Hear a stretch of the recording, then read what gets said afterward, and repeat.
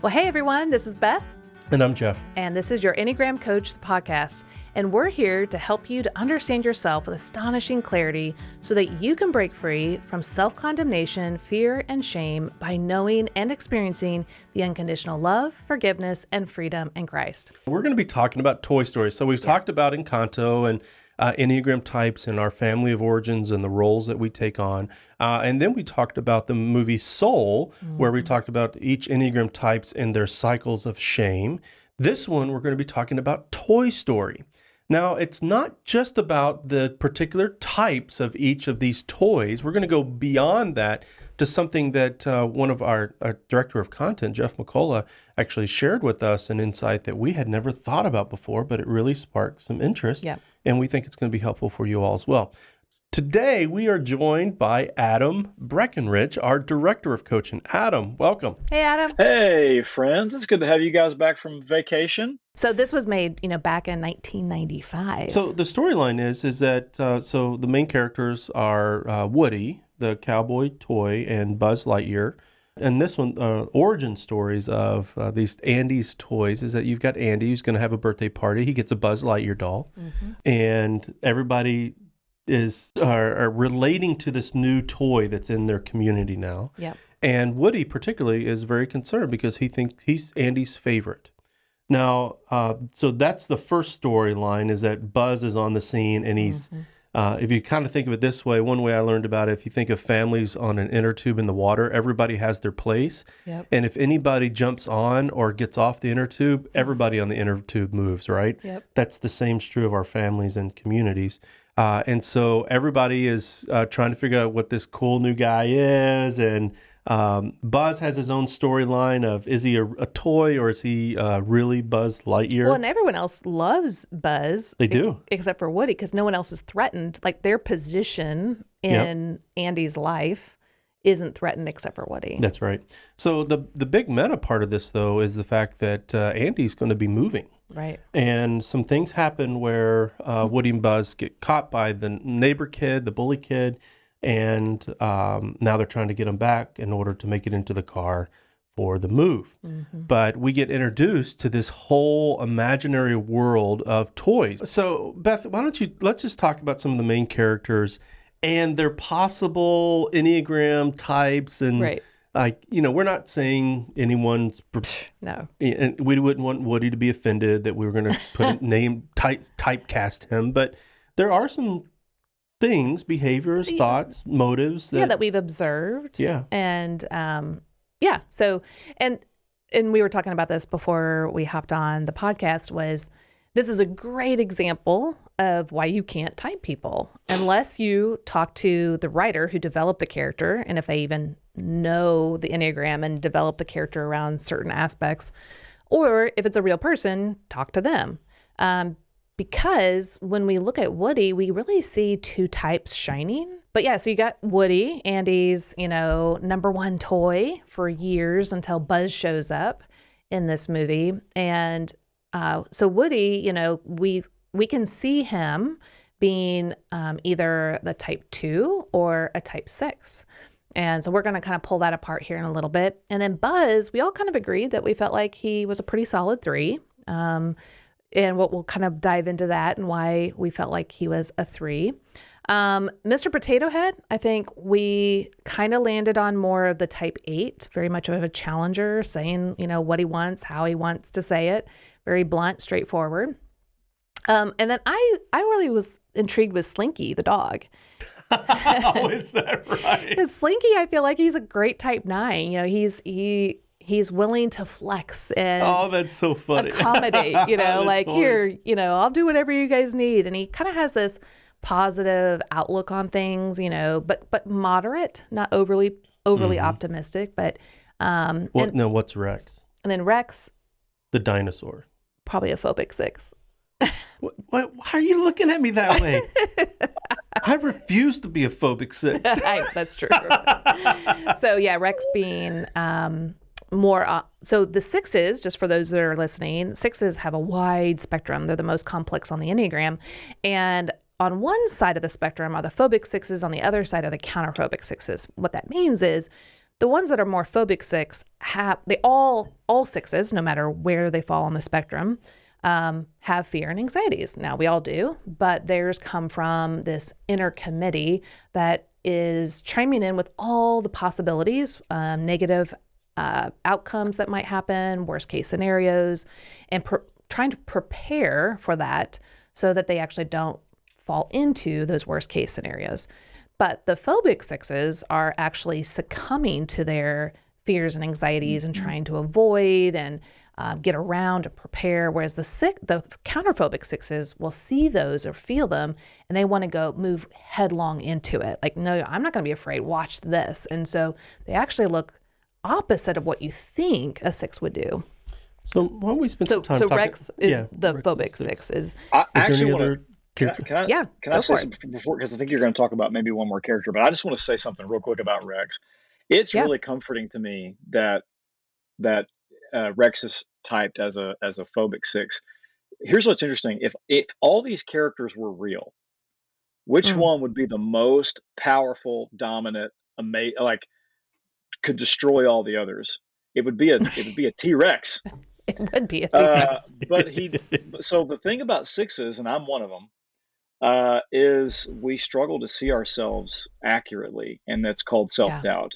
We have a lot of self-doubt, but Beth, Jeff, you've played this role in my life where you've looked at me and reminded me of the gifts I have, who I really am, the strength I bring.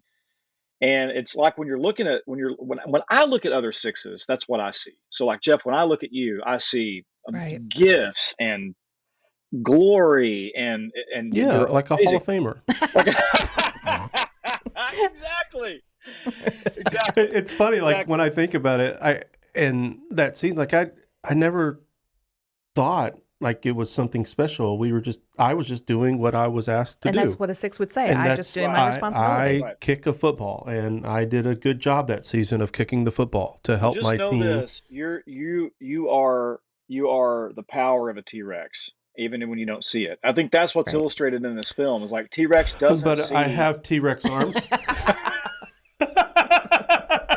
No, I think that's great to bring up because at the very beginning, he roars, kinda, into Woody's face, and Woody doesn't budge, move, like nothing. And he's like, "How was that?" And he was like, I almost believed you that time. Like, kind of like, good job. Like, I didn't believe you. I wasn't even close, but I was getting there.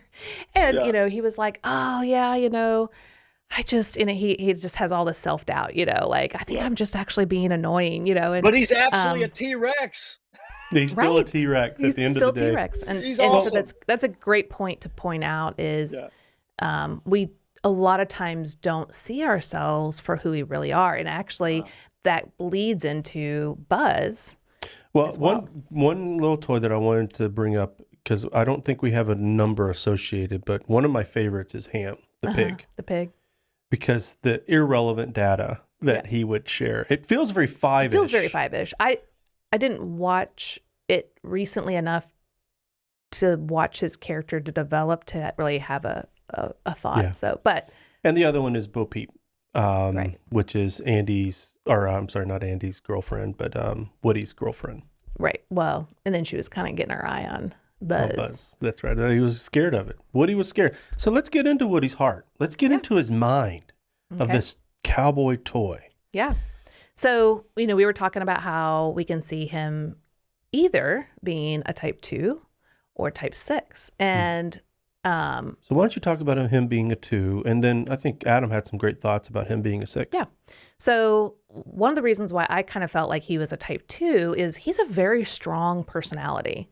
2s, a lot of times people will lump 2s in as a type 9. And they're not. They're not type 9s at all. They're very strong personality. They have strong opinions. They have intuition of what other people's needs are and what they're feeling.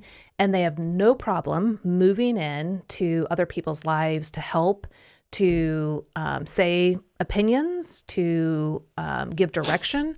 And that's really what you see Woody doing. So at the beginning of the movie, he's on top of the world, right? So he is the favorite toy. And our daughter, who's a type 2, Libby, we have seen throughout the years, her not only show this, but talk about how she always felt compelled to be the teacher's pet. So to be the favorite and to do things to be helpful to get that status. And that's really what you're seeing. Woody is the favorite, and he's not just the favorite of Andy, but he's the favorite of everyone. And he makes sure everyone knows what they need to do. He has the meeting, and all of the points and directing people and making sure everyone's needs are taken care of. Like when they're all freaking out with the presents coming, do you want me to send the troops in? Okay, I'll send the troops in. So he's directing, he's very strong. And that's what I really want people to see as type 2s, is they're very strong personalities and are willing to go the distance to be helpful and very and attuned supportive. To others. And very attuned. So not always attuned to themselves. So then he tells them all like, hey,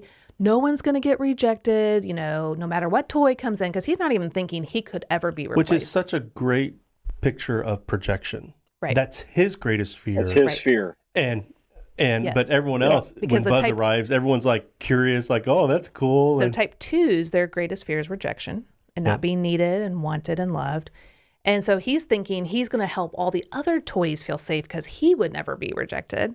And yet that's exactly what starts to happen. And you see the type 3 pop up. So just that feeling of, what do I need to do to gain that position again, that admiration and affection. And then the type 1, you can kind of see him being very methodical and rule and getting really upset with Buzz. Like, you're not in reality. You're not Buzz Lightyear, the real Buzz Lightyear. You're a toy. Yes. And being very like prickly and cold at times. And so you can see the different parts of Woody if he were a type 2 showing up in this way. Mm-hmm. So Adam, tell us about Woody. Well, one of the first ways I experience Woody is he's to Andy, he's just Old Faithful. He's Andy's buddy. Yeah. He's always there. He's always been there. He's Andy's go-to toy. He's reliable. He's dependable. He's and he's not super flashy. He's just kind of, he's Old Faithful. Mm-hmm. I also think it's funny. I think you kind of, with the other toys, you kind of almost see him in a blind spot path a little bit. You almost see like a little bit of a you almost see him. He feels almost too secure. And he's not super braggadocious, but he's just very confident, with the other toys. But right. Do you see what I'm saying? Totally. And so, but when Andy rejects him, it's been said that, for a type 6, our greatest fear is, what are we so afraid of? Well, ultimately our fear is relational. If you keep asking, why are you afraid? Why are you afraid? Why are you afraid?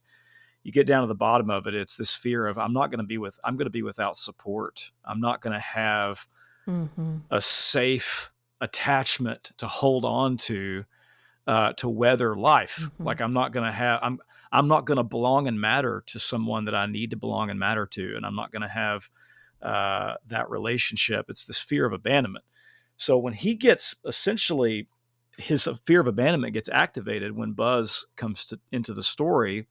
And Andy really does favor Buzz. Buzz is flashy, Buzz is cool, Buzz is new, Buzz is awesome, and Andy kind of favors Buzz. And so you get Woody moving into this, he has this huge, moment where he realizes his worst fear is here. And then I could make the case that you see him moving into that type 3 part showing up. He gets very competitive with Buzz. He's trying to win against Buzz. He wants to beat Buzz, all to be seen by Andy as worthy again. Like he wants Andy's affection. He wants to be seen by Andy. He really wants Andy to look at him the way he looks at Buzz. And so all of that feels six-ish to me.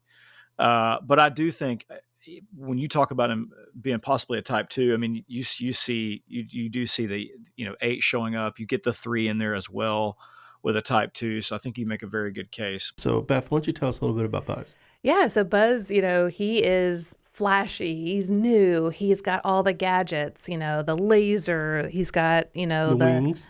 The wings. He's got the wings that he can fly, and then he's got on his left arm the little dashboard, and can radio back to whatever planet he's from. Headquarters. And yeah, so he's new and novel and exciting and modern. He believes he's Buzz. Oh, absolutely believes he's Buzz Lightyear. And with threes, they will put on a polished persona for others to see and even themselves to admire. And they'll keep accomplishing new things and have the flash and the bang so people are wowed and amazed. And they really take on that persona and believe even for themselves that it's true. So that confidence that comes out. And what I love is in one of the first scenes that Buzz is there, he's talking about that he can fly. And Woody's like, you can't fly, and then he jumps off and hits the ball and goes down the little racetrack and then starts to fly and then gets carried by the, I have three friends that I feel like I've experienced them that way, where they've said they can do something and they do it, but it's not really what they said they were going to do. But it's enough that you're to say I did it. I did it. And then everyone else is amazed. And Woody knows, okay, wait, you didn't really fly, but you did fly, where's the reality here? But it just increases Buzz's belief that he is the real Buzz Lightyear. And so the threes, their fear is that they are going to be worthless, that they are not going to be seen and admired for who they are and the image and their accomplishments. And so they're always wanting and needing to feel that they put on a polished persona. What Woody's trying to do is to wake Buzz up to the reality that he is just a toy. But Buzz can't see it yet. And Buzz lives out as if he really is this toy until part of the movie where he does wake up when he's... which is devastating to him. Devastating. And he goes really deep. You talk about that for the threes, when they wake up, it can feel like death. Yeah, it's like a free fall into this, what they say is, it's like a free fall into kind of blackness. And they don't want to fall any further, so they try to bounce back up with some other accomplishment or achievement because it's too hard to be in that space because eventually they'll land into reality. And if they're able to get there, they'll be able to enjoy who they really are, and others will get to enjoy who they really are and just being themselves. But that free fall that is so scary that they don't allow it to go long enough to get to that reality, that genuine place of who they really are. And so that's what you see in the movie is Buzz actually gets there, and it is devastating until he realizes, okay, I'm not the Buzz Lightyear, but I am still Buzz Lightyear. I still have some really great attributes that I can still utilize these aspects of me to kind of win the day. You see the two-ness of him come out. So he is very warm and affectionate to the other toys, which twos bring that warmth. The three of the four wing brings this kind of professionalism and uniqueness to who they are. So Buzz is this very unique, modern character. And only he has this space with all the toys, But then you can see him moving into the 6 mode of at times being very responsible and thoughtful. And then the 9, he's definitely not wanting to be in conflict with anyone. He's like, hey, I'm good. We're all good. I don't know what Woody's problem is, but we can all get along. So you see that character really well developed in Buzz, which is really a fun character to be around. Thanks for joining us today. I really appreciate your presence, your gifts, just the wisdom that you bring whenever you're on the podcast with us. Super grateful for it. And so if you're interested in learning more about doing this kind of work and expanding how the Enneagram can impact your life and relationships, you can pick up our new book, More Than Your Number. You can buy it anywhere books are sold, but it's a great opportunity to understand and map out, using the tool of the Enneagram, how the gospel applies to all of these various parts of our heart. Now, if doing it, just reading a book is not going to be enough for you and you'd like to have some help and guidance, well, we have certified coaches all around the globe where you can find EIP certified coaches at myenneagramcoach.com. That's myenneagramcoach.com, where you can find someone that's local to you, or you can find someone who's particularly has expertise in areas that's something that you're interested in. So we're so grateful that you joined us, whether it's on the audio podcast or on YouTube. We're going to be actually moving into a new series where we're going to be talking about productivity and as it relates to Enneagram types. So we hope that you'll join us in future episodes. Beth, you want to close us out? Yeah, so remember, the Enneagram reveals your need for Jesus, not your need to work harder, because it's the gospel that transforms us.